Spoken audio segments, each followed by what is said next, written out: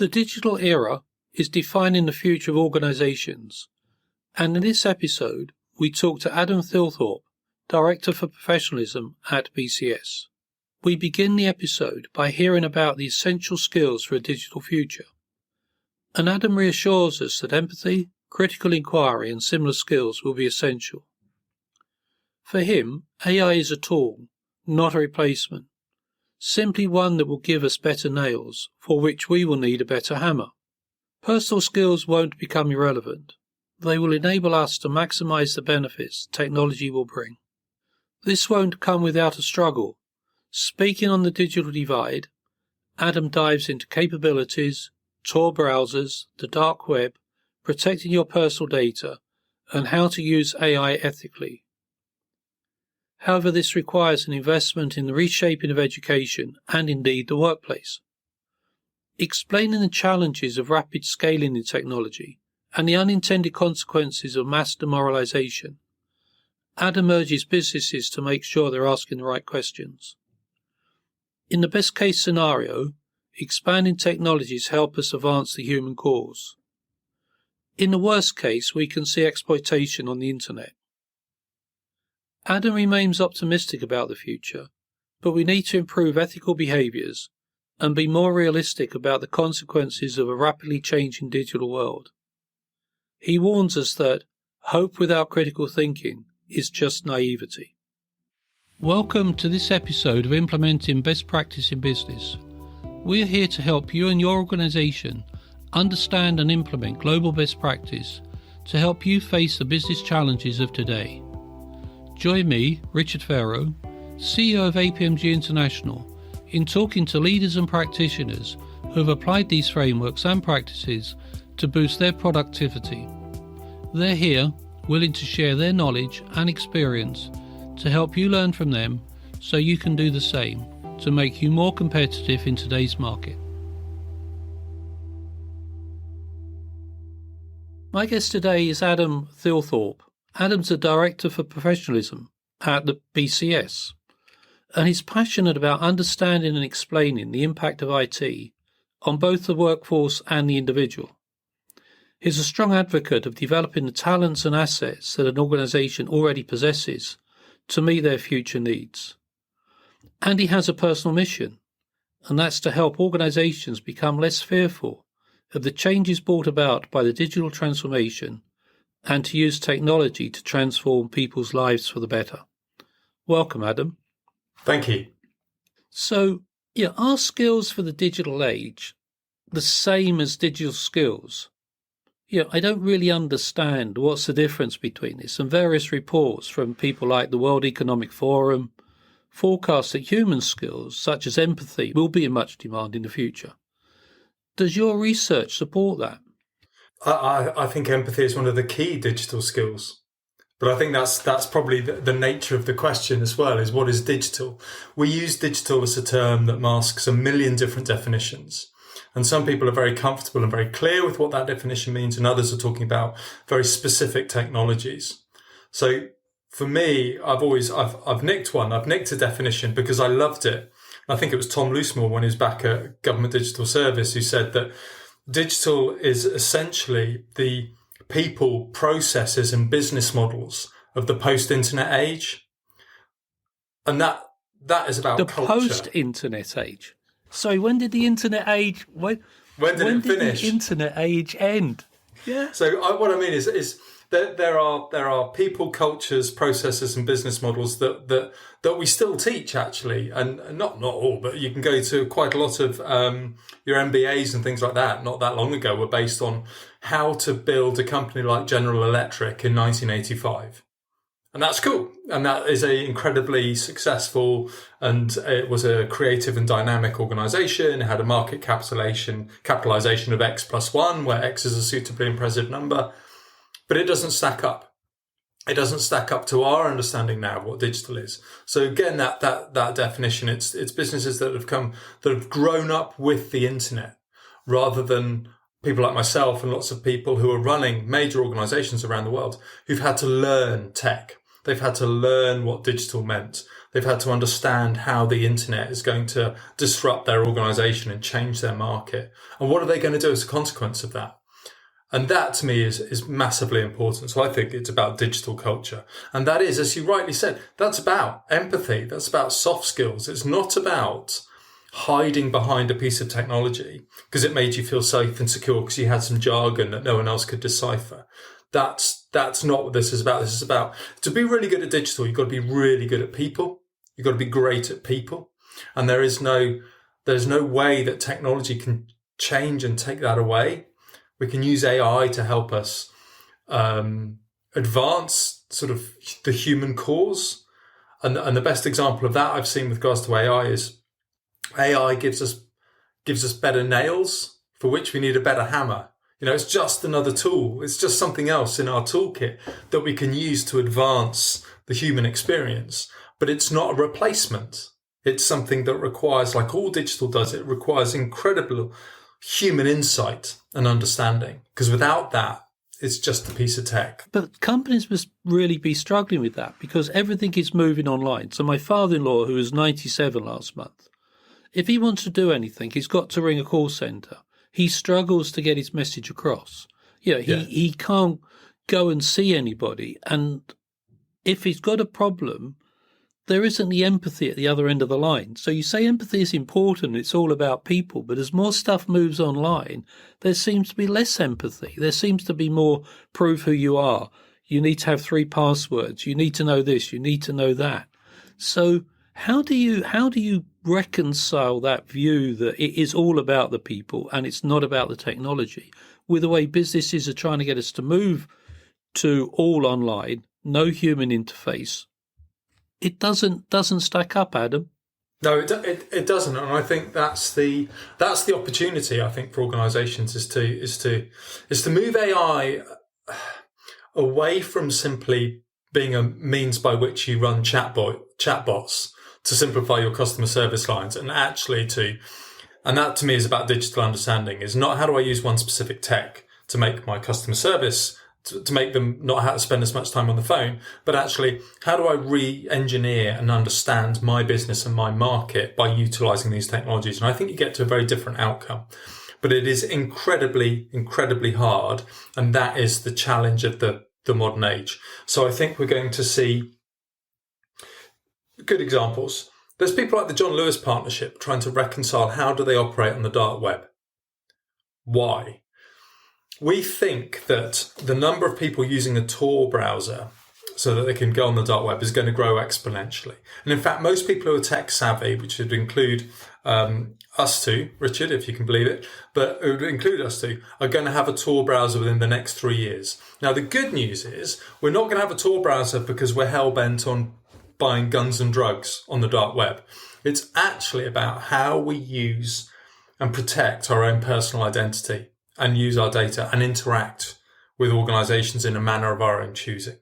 Now, if that's where most people who are tech savvy going to go, then organizations need to be alive to that. And there are lots of platforms being developed so that they go and I'll come back to, I used the word platform. That was a mistake. You can ask me why in a minute. But anyway, there are more and more platforms going onto the dark web because that's where their customers are going to be. And we've learned that you can't move communities around the internet if you want to. It's an incredibly hard thing to do. You need to go to where the conversation is. So if more and more people are going to be on the dark web and they're going to want to utilize companies and businesses, and maybe they'll be using blockchain and all that kind of stuff, then that's where these organizations such as John Lewis Partnership, such as big retailers, big banks need to be, such as government needs to be as well.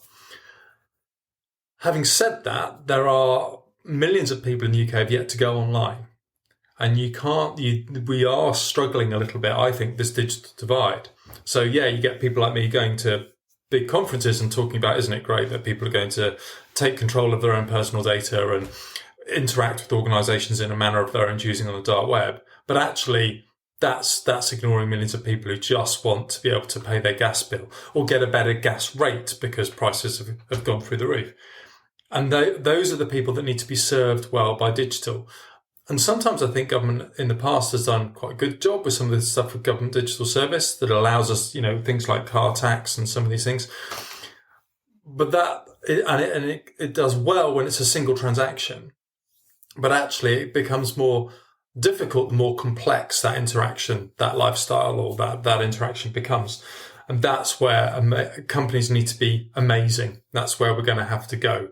And that is incredibly scary because most organizations I talk to are struggling with two fundamental questions. And that is, one, what capability do we have now? No idea. Two, what capability might we need in the future? Equally perplexed. Even less of an idea. Exactly. And that's not a great place to be. You're sort of returning shareholder value or whatever it is you're trying to achieve, whatever the purpose of that organization is. But what capability do we have now? What capability might we need in the future? It's just fundamentals.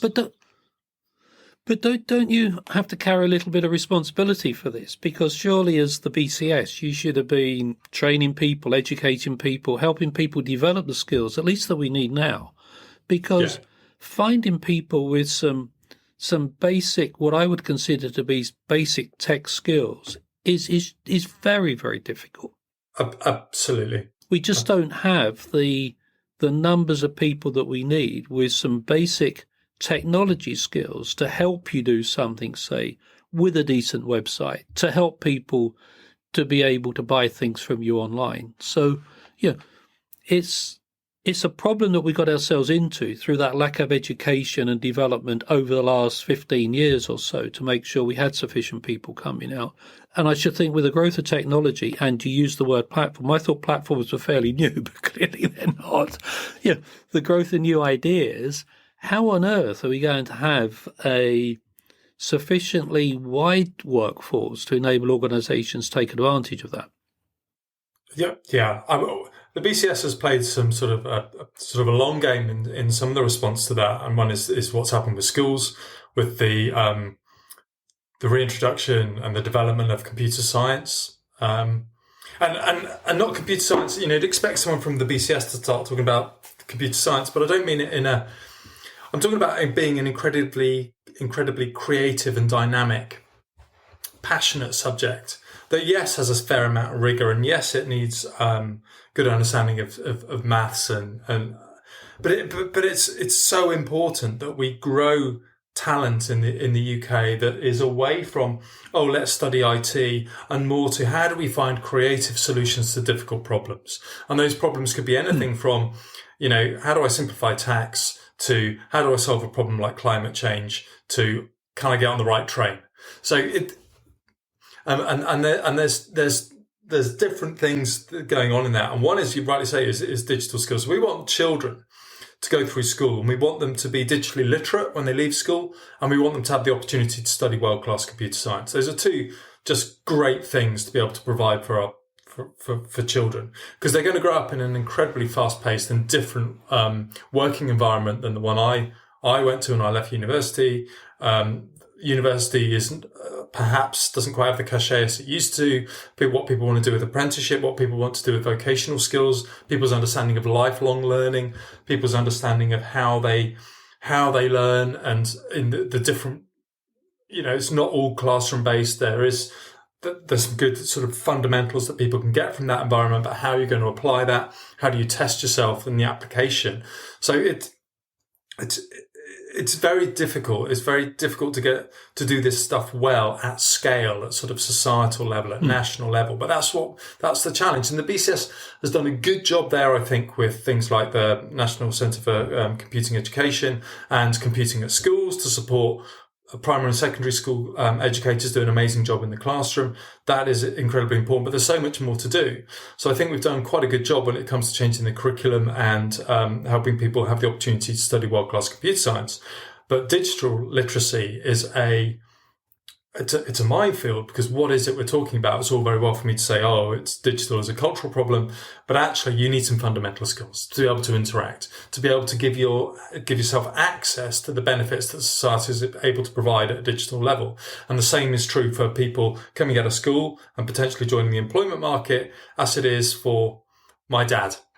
There are, my dad used to fly 737-400s, but still hasn't got a smartphone because he's slightly baffled by the technology. That's a bit of a worry.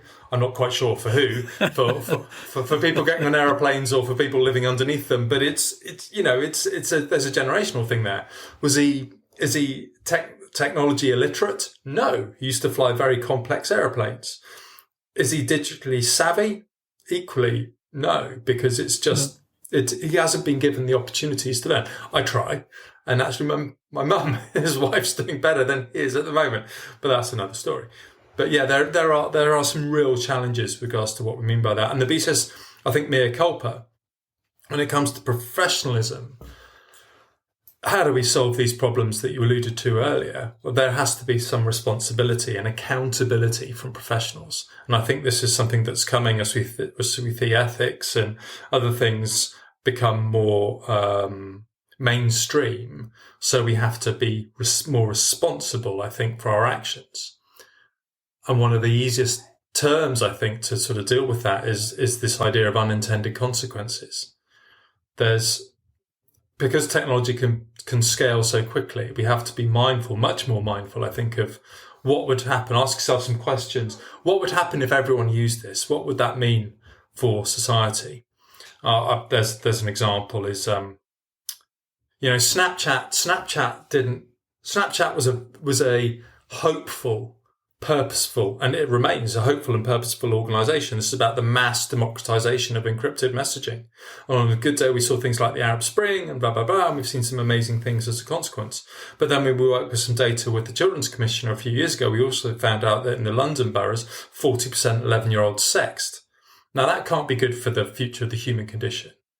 But good news is Snapchat didn't set out as its mission statement to say we want to get more prepubescent teenagers showing naked photos of each other. No, it was about the mass democratization of encrypted messaging. But what is the unintended consequence of that action? And that's where professionalism, for me, really comes to play. And that's where BCS needs to support and empower and promote this idea of professionalism in IT. It's not just the Wild West. We do take responsibility and accountability for our actions, and we do consider unintended consequences and try to get that into the design of these systems and understanding, because part of the professional's toolkit is empathy and being great with people. But is that why you're seeing a growth in membership from among younger people? Because most younger people want a purpose in life. Are they going to do good things? So if the BCS has a purpose about democracy, good thing, ethical behaviour online, and that's something that probably resonates more with the 20-year-olds today than it may have done several decades ago, because people want to be able to be part of that movement, if that's the right word, to trying to use technology for good. Is that part of the reason for your resurgence in young members? I think it's part of the answer. I think there is so the BCS is a not-for-profit charity with a royal charter. And essentially, if you take all the old English that's made up from the words that come from the Privy Council that makes up this royal, it's essentially we're here to make IT good for society. So we're not here to build a membership club for the benefit of members. We're here to make sure that everyone in society benefits from advances in computer science, digital, and technology. And that is a purposeful message, and that does resonate with people, and there is a values match. But I think sometimes there can be a little bit of overemphasis on that. A bit like some of the discussions around the pandemic and working from home, is that it depends on the stage of life. Because actually we've got to make sure that we provide resources and opportunities for people who are trying to get better at their jobs and do well in corporate environments that might be new to them. And actually, how do we do well in corporate environments where we're working from home more often? How do we keep our skills up to date? How do we have a responsibility for lifelong learning? And how do I demonstrate that? How do I badge those credentials? Because actually they're working in an environment that even IBM struggles with. IBM have been here for more than 100 years, but I remember having a discussion with them about their technical recruiting, is that sometimes it takes them 6 months to figure out exactly the skills they've just recruited. And they are experts at technical recruitment. So if they find it a challenge, what are John Lewis or Marks and Spencer's or Barclays or anyone else how are they going to accelerate that understanding of what capability have we just acquired? And the reason it's so critical is because that you've got to have almost the seeds of your own destruction within your organization, which sounds a bit scary. But what I mean by that is there will be people out there disrupting your market and disrupting your organization from outside. That's going to happen. So why not have some of that talent inside your organization helping you to morph and change and pivot and whatever trendy startup words we're going to use next about what is going to be the next iteration of your organization. You want those people inside your business. So I remember lots of people thought that there was never going to be event television anymore. You know, we weren't going to have those discussions, but because the internet was going to kill it. But of course, we've had more event television post-internet than ever before. Why? Because people are running multiple screens. Because people are tweeting about it on their phone and they're watching it and they've got another screen running. And that's because we didn't fully understand. We're running this huge sort of social media experiment and we didn't know what the answers were. But we've got to be thinking, we've got to be a part of a professional's toolkit is what is the unintended consequence of this action? Going back to something you mentioned earlier, when you talk to employers, what do they say are those essential general skills they would like to see in people sort of entering the workplace today? It's not heavy tech, but what do they see are those general skills that people need just to sort of get started, get a foothold in the current world of work, and then maybe have the aptitude to be able to develop into the future technology? Well, that aptitude is absolutely key. But I think we've moved from, so it used to be, I remember seeing job adverts, shows my age, but, you know, sort of efficient or competent with the sort of the Microsoft sort of suite of, you know, and then they'd list out Word, Excel, just in case you didn't quite understand. And I think there is now, we expect sort of super users, people who use their phones and tech, and what's becoming strange is that, you know, being sort of on a web browser is a bit odd for people. And there's not a lot of searching sort of outside of apps and things. You know, people are getting quite good at apps, and we expect a certain level of proficiency when it comes to using everything from Microsoft, but Google Docs and being able to organize yourselves. And you might bring your own technology to work almost. You know, you might be, this is how I do docs. This is how I do presentations. This is how I communicate with you. And there's a certain expectation. You're going to be savvy with whatever shop you're entering into. And more even things like, Amazon Web Services and Salesforce has become, you know, you might not even be working in IT, but I would be able to plot most people in employment. There'll be some skills there that are plottable to Sophia, to the skills framework of the information age. But they won't and this is the big change, I think, they won't self-identify as an IT professional. They'll be in marketing, or they'll be in finance, or they'll be in recruitment, or they'll be in sales. But actually quite a lot of what they do is using these different applications in a way that suits them and their enterprise. And there'll be a certain level of proficiency expected with being able to do that. And it'll be quite a lot of that be self-taught, and it'll come through experience. Yes, it will, but people will go out there and spend some time actually getting savvy and better at some of these things. So I think there's an expectation with that. And then if you can do that, if you can get to that level, then you can start to unlock the potential piece, which is, as you said, that sort of aptitude for change and for persuasion and for insight. Because often, you know, we used to go back with marketing teams, didn't we? And the job of the marketing team was imagine what people might think. Well, now we've got reach through social media or whatever means it is. That means actually we've got plenty of market insight. We just need to interpret it and understand it. We've got plenty of data, but we need more data scientists to make meaning of it. What's, you know, is it correlation or causality and all these kinds of things? So yeah, we expect a certain level of ability, but we expect even more people to be able to apply that knowledge in a way that is meaningful and insightful to what it is we're trying to do. And the curve is quite steep at the beginning because people get caught out, I think, with the ease with which they can use modern and interact with technology, through phones and devices. And then the business side of that, the application of that, the understanding of what is the security consequence of this action. For example, you know, these are the things that people need to learn and apply them in an understanding, I guess, which is key, the context within which these things should be used. It's great being agile and innovative, but not if you're a surgeon feeling a bit depressed on a Monday. So it's the context is king. I also think there's this problem with the data, isn't it? Do you believe the data or do you trust your instinct? And talking to someone the other day, he said that when they did some work with a retailer, all the store managers didn't trust the data and continued to order stuff based on their instinct. And they took about 3 months to demonstrate that had they believed the data that they were getting from all the information sources they had, they'd have actually made more profit, they'd have had less waste, they'd have actually been more efficient in what they're doing. So there's this huge step also that you've got the data's been validated, trust the data, make data-driven decisions. That's a huge mental change for a lot of people. Maybe Absolutely. The current generation will do that. In some contexts, we might consider that gut instinct as expertise. Genuine. That is my expert level understanding. I might say in retail, there's lots of classics in retail, aren't there? But the things like abundance. If we have abundance, then we sell more. That's also known as over-ordering. But it might be true, and there's lots of people who I'm sure who are retail gurus who would say abundance is absolutely vital. But yeah, trusting the data, because then it takes away someone's power base.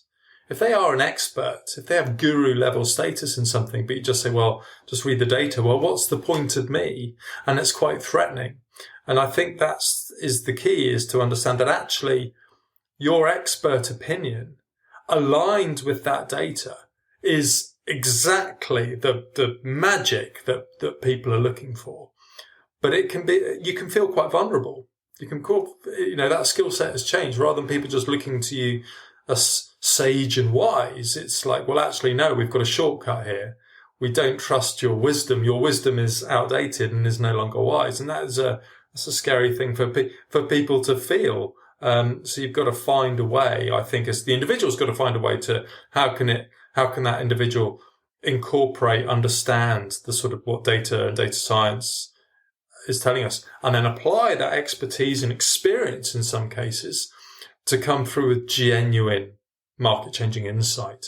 And that is the sweet spot that I think everyone's after.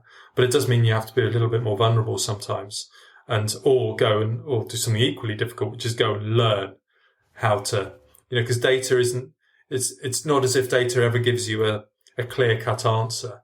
Do this, everything's fine. Don't do that. It's always, there's still that level of understanding that's required, and so you genuinely then believe that there's going to be a convergence between the technology, AI, and sort of the human side of empathy, creativity, curiosity, and what have you, as people merge those two, and that's how you would view the future. Is that a fair statement? If it goes well, I think there's a certain element to that for certain organisations. That's what success would look like when there is some sort of convergence. But that's quite a utopian. I'm not so naive as to think that that's an easy thing to achieve. And I've got to make sure that, like the profession, everyone who works in digital, there's this element of critical thinking. And I think that is the piece that I would certainly say is the requirement. Understanding a context and applying critical thinking. So not getting carried away with what's fashionable with regards to technology. Oh, you've got to do agile, or you've got to do this or that, or adopt this particular technology. It's actually understanding the context. And then there's a critical thinking piece, part of which will be what is the unintended consequence of our action. But I remain optimistic, even though we're coming out the back end of a global pandemic. There's the situation currently in Ukraine and elsewhere, and the cost of living. There's all sorts of climate change. But I remain optimistic because it's important to be hopeful. But hope without critical thinking is just naivety. But critical thinking without hope is just cynicism. So I wouldn't want to be a cynic either. But I think all these technologies are about making the human experience better on a good day. And that's what I would like to see. I'd like to see better outcomes and be judged on those outcomes. But those outcomes do require, the great outcomes always, I think, will require that convergence between how do I apply these amazing tools with my understanding of people. I think that's incredibly important. So if you had the opportunity in government, what single thing would you change to help businesses really get behind that view, that vision of the future, and indeed upskilling the current workforce? What would be the one thing that you think would actually make the difference? I like all the initiatives that have happened with regards to with apprenticeships recently. I think that's an incredibly critical piece of work for the future of employment and for a changing nature of that employment. I think government would do well, rather than pick on one specific. Government and the institutions that we have been incredibly successful. In fact, they've been a major export for us over the last century and a bit longer. However, I don't think we have the digital institutions now that we need for the future. I think that Parliament and, the Bank of England, the currency is underpinned by the amount of bullion that the Bank of England has in its vaults. Bitcoin doesn't care. And my dog trainer is quite an experienced crypto trader. He's doubled his money for however many years now because he trades crypto. He's stood in the field in his wellies. He knows everything about spaniels, even mine, and but he trades crypto. And what does that mean? What does trust mean for a currency in an age where it's no longer about how much bullion you've got in the vault? What does that mean? What does that mean for our digital institutions? I don't really want to I want to have a relationship with government, which means I don't have to fill out a tax return anymore. I want them to just get it done. I understand tax is good because schools, hospitals, defence, institutions, these are good things, right? So I'm fully bought into the concept, but I also don't want to pay too much tax that I don't have to pay because I want to do well, to do good. So but I also don't want to waste my time and everyone else's time chasing these bits of numbers around while other major global entities don't get taxed and people feel like they're being prosecuted because they're trying to set up a small business in a small market town somewhere on the outskirts of Salisbury. It all seems a bit back to front, but I think digital can help us with some of those problems. So what I would say, because digital institutions, all these things are difficult. Policy for a very long time in government has dealt with digital and IT and technology as if it's magic. IT is magic. So we'll do this thing, and then it's difficult, right? So we'll say something about IT, magic. Magic happens, everything's fine. So you can see this when the previous Chancellor stood up and said, what about the problem in Northern Ireland with regards to Brexit and the borders? Don't worry, blockchain. And that was the answer. It was just one word, or two joined together. But, it was blockchain. You don't need to worry about the, we all laugh. Of course we did.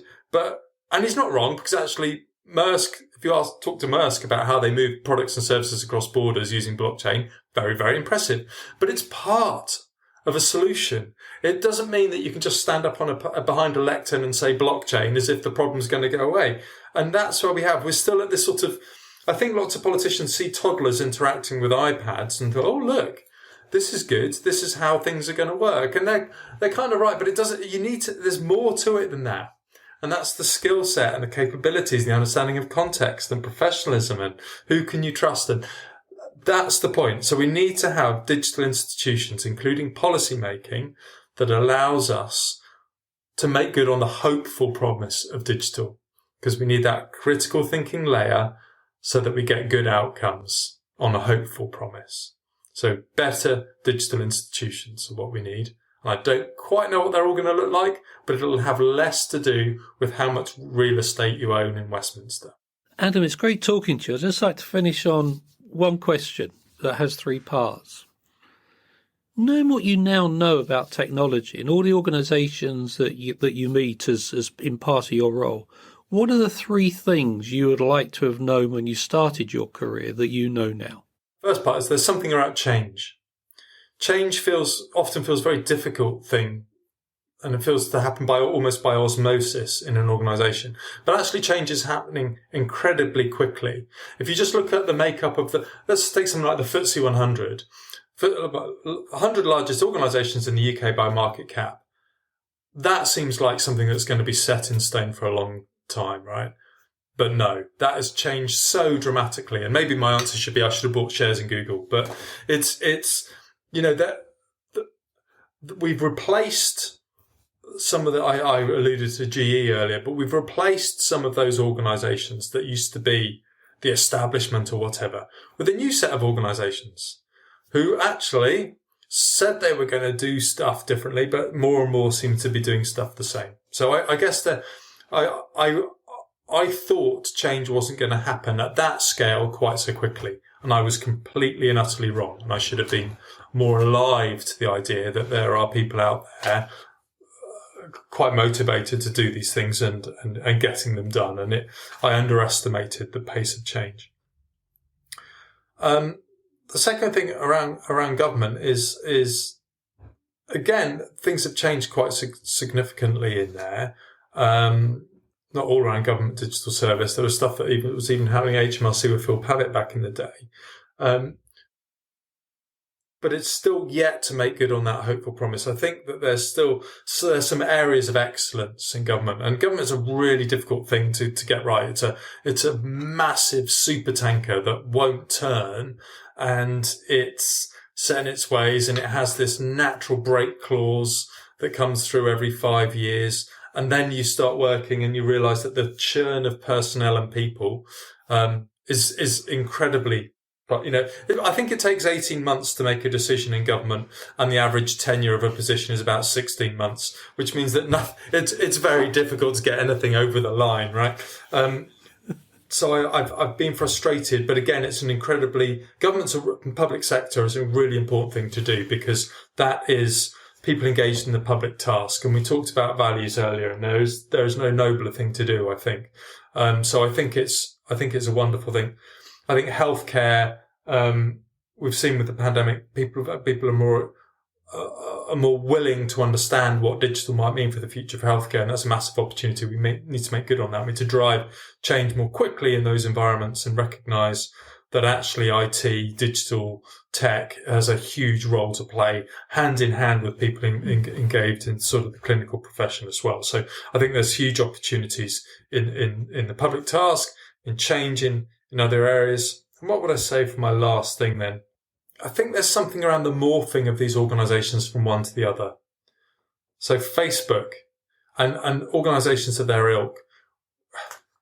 Whilst I said we need new digital institutions, actually some of the policy that we have is good enough if only we'd apply it. Facebook, Google, these organizations were built on things like do no evil, but it's very difficult to say to someone who comes along and says and promises a better world for tomorrow. But if someone is going to build a better world, you need to ask them 2 critical questions. 1, for whom, and 2, in what time scale, because that will determine what is the real outcome. And that's really important. But I think we've seen Facebook, amazing. We all share our photos back in 2006, when we went on holiday. And then it morphed and changed a bit like people's understanding of big data and credit cards. And what does that mean for insurance? And how do I buy things? And what I'm going to buy. I think we've got a real battle on our hands as organizations go from those startups with an amazing idea to platforms. We need to understand what we mean by platform. Platform usually means monopoly. And we've got plenty of law and policy in place to deal with monopolies, because Facebook is the world's largest advertising monopoly. And when you talk of Facebook as the world's largest advertising monopoly, it changes your behavior and your interactions with them. So why is it we don't trust our local council, but we do trust Facebook? Why is it we don't trust the NHS with sharing our randomized data to help cure cancer, but we will share everything through Twitter or whatever is your particular poison? I think we need to have organizations come through that really understand these things and put people back in power as to their own lives and their own personal data and what that means for people. Because the unintended consequences of these things are dramatic. My two sons are 11 and 13, but there will already be quite a huge amount of data on them and their habits, which starts to predetermine where they go. In the same way that Netflix is a great thing because it keeps showing me TV I want to watch, if you take that and scale it nationally, it means that your choices are becoming fewer. And if you take data from an 11-year-old, they're interested in sport, maybe they're interested in particular types of sport, they live in a certain area, they went to a certain type of school. Already you can see those algorithms whirring. And actually the life choices might be good life choices for that person, but they are getting less frequent and fewer than when they started. And that is the danger. You can start to build people based on the opportunities they get. And that's not good for social mobility. It's not good for education. And that needs to be taken as an understanding as to how these things scale and what it means for people. But you can talk about some of those things for hours on end. Sometimes I do, but I don't think that's a very wise thing to do right now. But those are the sorts of things that sort of get me going, I think. Adam, thank you very much. Thank you very much for finding the time to talk to me. I'm sure life is as busy as it always has been. And thanks for your insights. Thank you. Thanks, Richard. Thank you very much. Thank you for listening. We're always keen to hear your feedback and suggestions for future episodes. You can find all the information in the show notes below. Please visit apmg-international.com to find out more about our accredited training and the certifications that support them that are related to the topics discussed in this series. I hope you've enjoyed today, and I look forward to you joining future episodes while we continue our exploration into best practice and the benefits it brings to global business. Thank you.